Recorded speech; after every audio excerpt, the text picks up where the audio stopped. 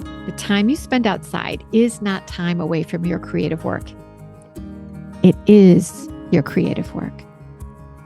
Some of the most important thinking you will ever do is going to happen when you are idly wandering through a park or sitting on your porch or walking barefoot in the grass or just looking out a window.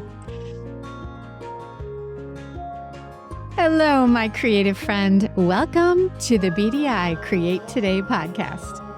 This is a podcast where we'll discover the who, what, where, when, why, and how you can be creative or have more creativity.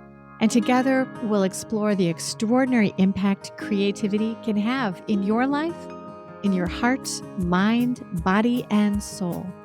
And if we haven't met yet, I am Beth Buffington, a licensed artist, digital illustration instructor, and a creative coach living just outside of the windy city of Chicago, Illinois. But mostly, I am someone who is curious about how creativity can weave its way into our lives. Now, each week we're going to look at one or more of the sparkly facets that make up the ever-changing kaleidoscope that is creativity. Hello, my creative friend. Welcome back to Create Today. I'm Beth Buffington, and I've been sitting with something that I heard the other day that I just cannot stop thinking about. I was listening to the podcast, The Daily Creative, with Todd Henry, and the guest on his podcast used two phrases that stopped me in my tracks. The phrases were digital obesity and ultra-processed light. And I thought this is exactly what is happening to so many of us. We are already dealing with obesity through our bodies, and we're dealing with ultra-processed foods that are making us obese. And here we are looking at it through technology. This is something we all need to continue talking about. So stay with me, because what I want to talk about today isn't about technology being bad or screens being the enemy. Far from it. Because, I spend a lot of time on my computer and my tablets and my phone. But that's not the conversation today. What is the conversation is about what happens to your creative mind when you get out of sync about where you spend a bulk of your time. So what is happening to your creative mind, that beautiful idea-generating creative mind, when it is fed a steady diet of pixels and artificial light and almost nothing else? For an extreme example, imagine if you ate a steady diet of potato chips. Now, I love potato chips. I know I could easily eat an entire bag all by myself. And I'm pretty sure I actually could nibble through a large bag of potato chips every day. But it would be costly to my health and to my waistline to eat that many chips, right? Yeah. So I severely limit my potato chip intake. And just a complete aside, here's my secret about limiting potato chips. When I do eat potato chips, I only eat folded chips because, one, it takes time to find the folded chips, and two, there aren't as many of them in the bag. I also think they actually kind of taste better because their crunch is more satisfying. But I digress. Let's get back to our conversation. I am making a comparison about too many potato chips, too much time in front of screens. Do you see the metaphor? Because here's what the research is telling us about too much screen time. And I am here to say I am with you in understanding this because I've experienced this personally.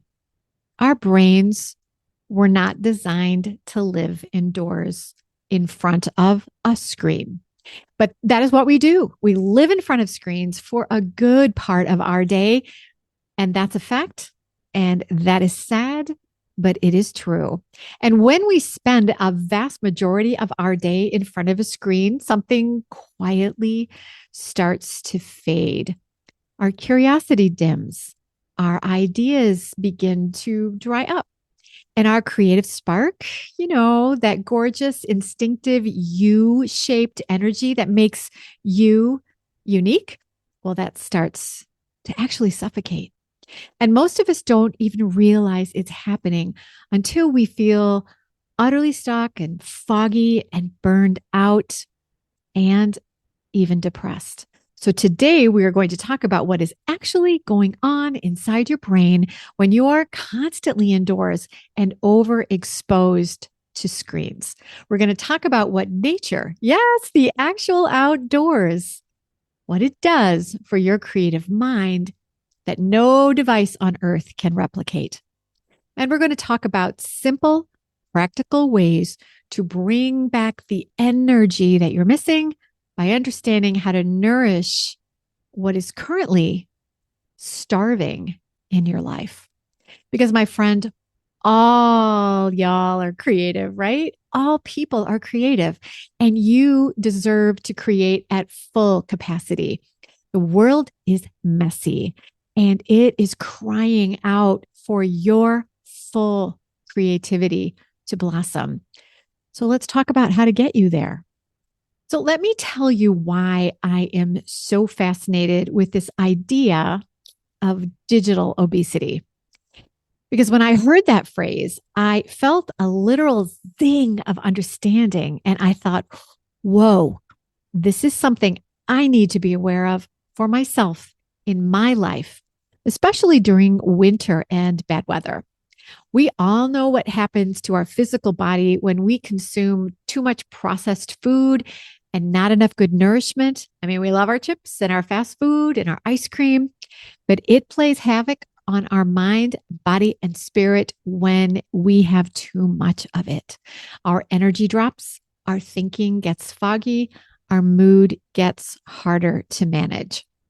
Now, you can think of digital obesity in the same way, but instead of artificial food making us obese, it's artificial light.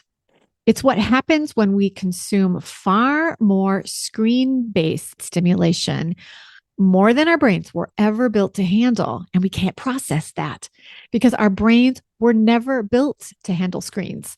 Our brains were built for natural light and stimulation received from the sun and from moving outdoors. And the results from research about this topic are genuinely startling. Research tells us that the average person now spends over 90% of their waking hours indoors. 90% of waking hours. That's not including the time we are sleeping. And a huge portion of that time is spent staring at a screen, a phone, a tablet, a computer, a television. We reach for our phones first thing in the morning. We check our email before we've even had breakfast. And many of us work all day in front of a computer, and then we reach for our phones for entertainment during breaks at work and for lunch during our day. And sadly, many of us fall asleep to the glow of something that is a screen. And in the middle of all this, we're trying to care for families, work a job, run a business, solve creative problems, and bring something meaningful into the world. And I know for a fact how easy it is to exist solely indoors because in the winter, when the weather is crazy cold here in Chicagoland, I, the creative entrepreneur who has a studio and a workout room in the house and a husband who stops for groceries on his way home from work, well, it has always been easy for me not to leave the house during the winter for days and days. Yikes. See why this triggered something in me? So I'm thinking if it's true for me, it's got to be true for a lot of you. So let's look at the concept of ultra processed light. Ultra processed light goes hand in glove with digital obesity. Think about what ultra processed food does to the body. It is engineered to be stimulating and immediately satisfying, but essentially empty of real nutrition, and it leaves you craving more of the same bad stuff. It hijacks and artificially fills you up without actually feeding you anything nourishing. The light from screens works on your brain in a scary and remarkably similar way.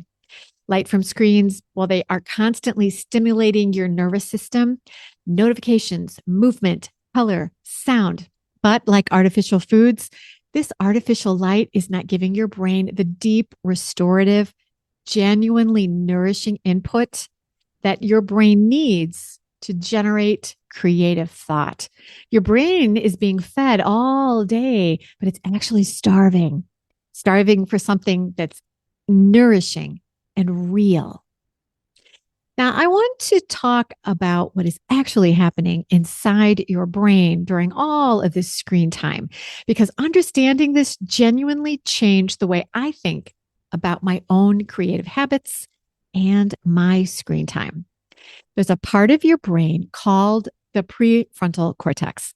This is your creative command center. This part of your brain handles your sophisticated thinking. It handles problem solving and it houses your imagination and it helps you make unexpected connections between ideas and emotional nuance.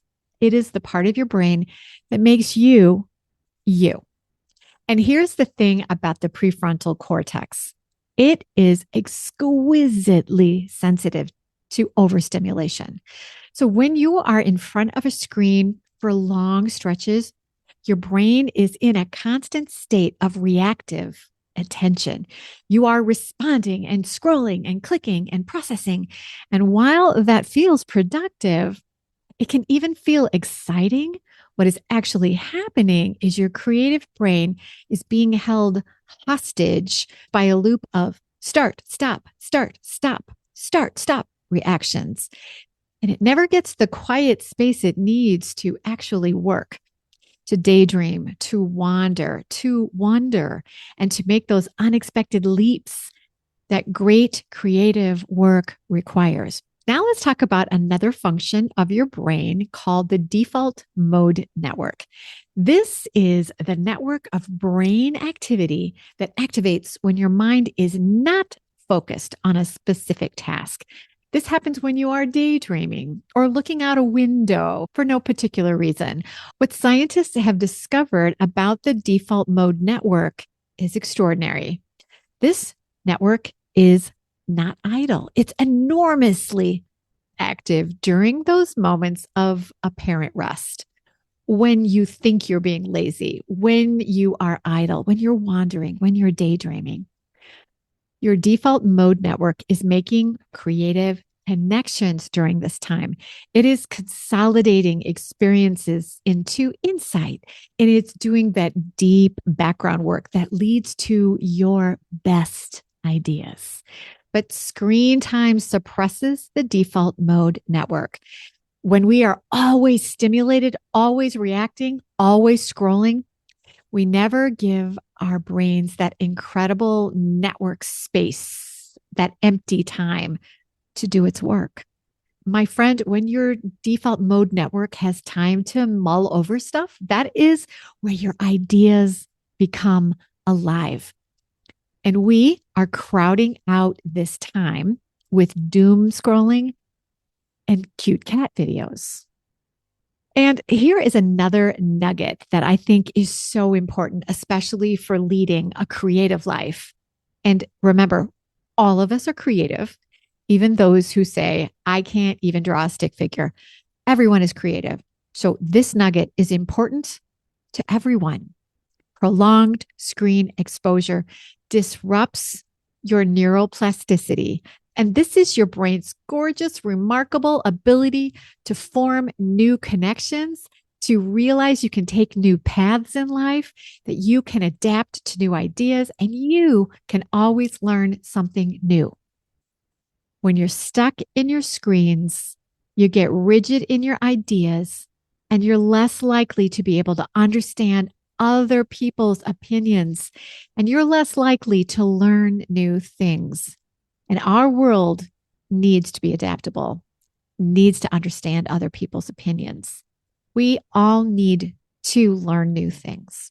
So neuroplasticity, that is the very thing that is affected by digital overload. Your capacity to be a creative thinker and learn new things, that is affected by digital overload. So we talked about neuroplasticity in our last episode in the context of choosing food and color in our diets so that we can be healthier and happier. And here it is again. Because, my friend, creativity is a whole life practice, not just what happens in your studio or when you have time for crafting. Creativity is everywhere. This is why the podcast is so important. Here is where I want you to take a deep breath with me because everything I've just described sounds ominous and does feel really depressing because we are all kind of addicted to our phones, our screens, our televisions. But here is the beautiful thing that we need to think about today. Digital overload is reversible. It is beautifully and surprisingly quickly reversible. And the solution is not a new app. It's not another productivity system. The solution is outside your front door. The research on nature and the creative brain is some of the most hopeful research I have come across. I want to share some of it with you today because I think once you hear this, you'll never look at a walk around the block the same way again. So let's start with something called attention restoration theory. I've actually talked about this before in the podcast. But this comes from the researchers Rachel and Stephen Kaplan. Their work showed that natural environments restore our ability to focus and generate ideas in a way that no other environment can. They discovered that nature engages what they called involuntary attention. This is a gentle, effortless noticing that happens when you go outside, when you see light moving through the trees, or hear the water from a lake or the ocean, or feel the texture of bark under your hand, or walk on the grass with bare feet. Your brain is engaged, but it's not pushed hard. And you feel happily refreshed, and you just don't exactly know why. This is very different from the unblinking start, stop stimulation that screens require. When you're outside, your brain gets to wander and it is allowed to breathe. And here's something that I find extraordinary. Researchers have found that spending just 20 minutes in a natural setting measurably reduces cortisol, which is that stress hormone that we all worry about. 20 minutes outside reduces cortisol. So that's a short walk. That can be sitting on your back step with some coffee. That is standing in your garden picking tomatoes or laying in the grass at the park. And in that brief window, the fog begins to lift. Anxiety softens and the creative mind begins to open. Now, it's not a magic bullet. It's not going to fix everything in your life immediately, but the fog begins to lift. The anxiety will soften and your creative mind will begin to reopen. Every time you step outside, you are quite literally rebuilding and strengthening the creative architecture in your brain. There is also a phenomenon that researchers call the awe response. Awe is what you feel when you encounter something that is larger than yourself. I have a distinct memory of feeling this when I was at Niagara Falls, a moment where I just felt my entire soul expand from the power I felt as I watched that water fall in front of me. And this can happen in simpler areas when you encounter a wide open sky, when you feel the waves from an ocean, when you observe a thunderstorm, when you are in a field of wildflowers. And what science shows us is that awe has a measurable effect on creative thinking. It expands our sense of time and it quiets that busy, worried monologue that is constantly on loop from our inner critic. Now let's pause for just a moment because everything we've been talking about today is at the heart of something I care deeply about and I want to share with you.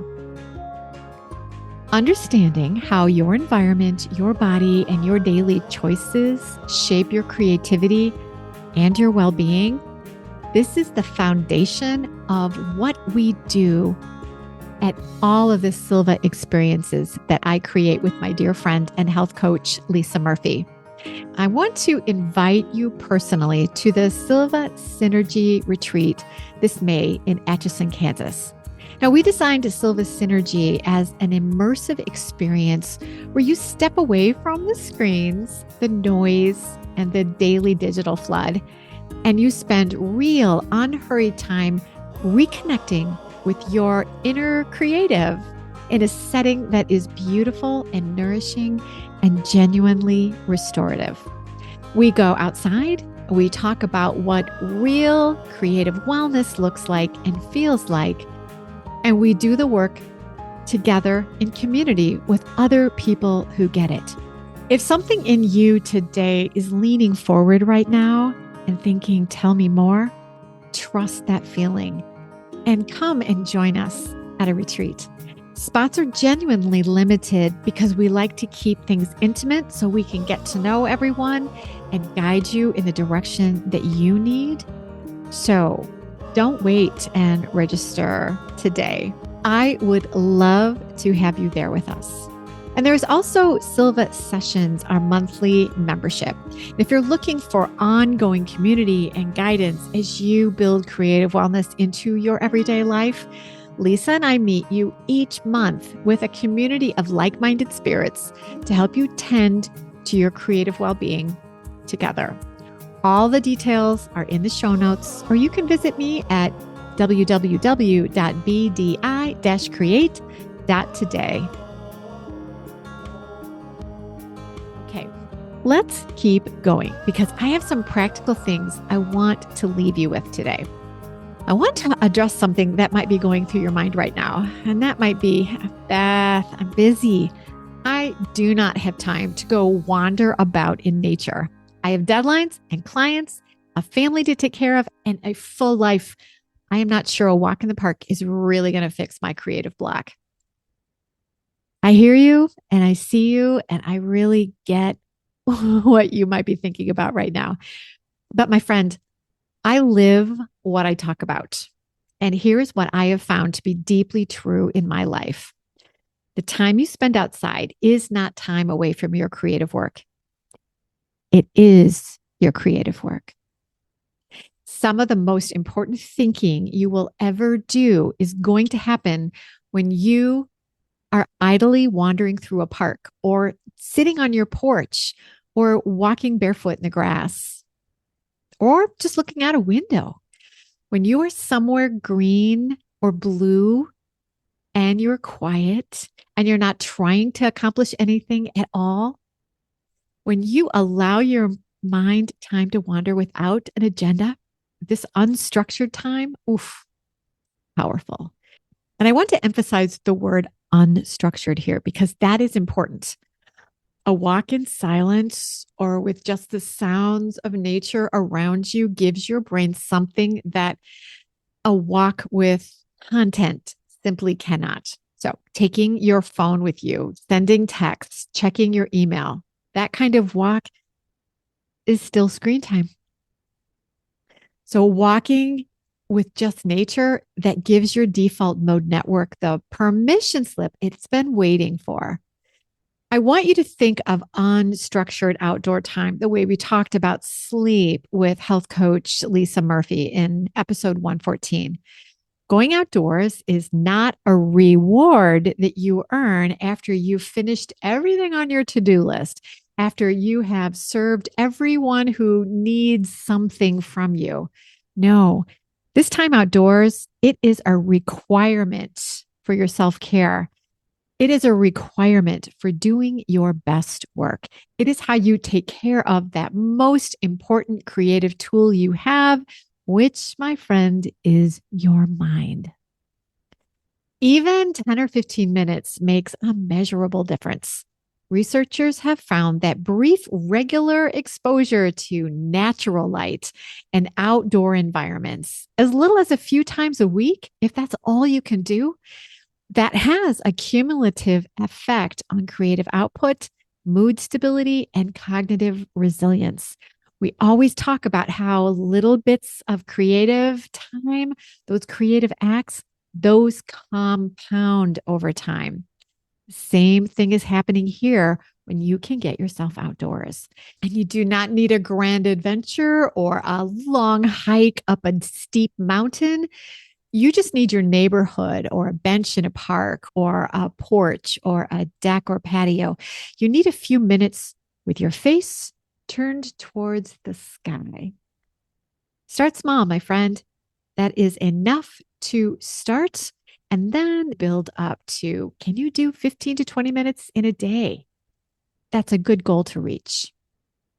All right, my friend. Let's talk about what this actually looks like in real life, because you still might be going, okay, great. But how do I do this, Beth? How do I actually figure out how to make this a goal that I can reach? So let's find some ways that a real creative person who has a lot going on can actually make this happen. And you know, I love a good list. So here are 5 simple ways to stop feeding your brain artificial light and start nourishing your brain with natural light. And you can choose 1, 2, or more of these ideas to begin feeding and nourishing your brain with real light. Number 1, start your morning outside instead of online. Now, stay with me here. This can be one of the hardest things you do when you first get up in the morning because it's a knee-jerk reaction to grab your phone, sometimes right after your head lifts off the pillow. Even if just for a tiny while, before you look at your phone, step outside or stand in front of a window and let actual daylight hit your eyes before your screen's light touches your eyes. Feel the temperature of the outdoors. Breathe in the fresh air and notice the sights and sounds around you. This one small shift first thing in the morning begins to reset your nervous system before the digital flood begins. And it signals to your brain that the real world comes first. Number 2, create a screen-free creative window. Oh, what do I mean by this? What I mean is I want you to choose a block of time during your day. Maybe put this in your calendar.